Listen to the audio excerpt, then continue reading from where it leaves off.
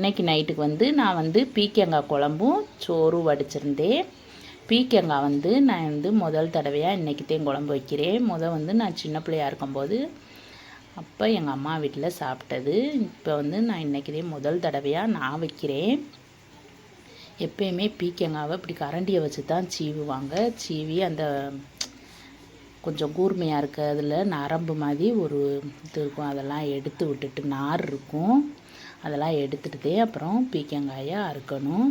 இப்போ நான் எல்லாமே ரெடி பண்ணி வச்சுட்டு பீக்கங்காய் குழம்ப சூப்பராக வச்சாச்சு. இன்றைக்கி வந்து கருவாடும் பீக்கங்காயும் போட்டு வைக்கணுன்ட்டு ஆசை. அதனாலதே கருவாடுமே சுத்தமாக கழுவிட்டு அதையும் போட்டு நல்லா வதக்கிட்டு பீக்கங்காவை போட்டு அதையும் நல்லாவே வதக்கிட்டு குழம்ப கூட்டி வச்சாச்சு. இந்த பக்கம் வந்து சோறு வெந்துக்கிட்டு இருக்கு. சோறு வெந்து வடிச்சிட்டு இப்போ வந்து சாப்பாடெல்லாம் போட்டு கொடுத்துடலாம். கொஞ்சம் அப்பளம் இருந்துச்சு, அதைத்தையும் பொரிச்சேன்.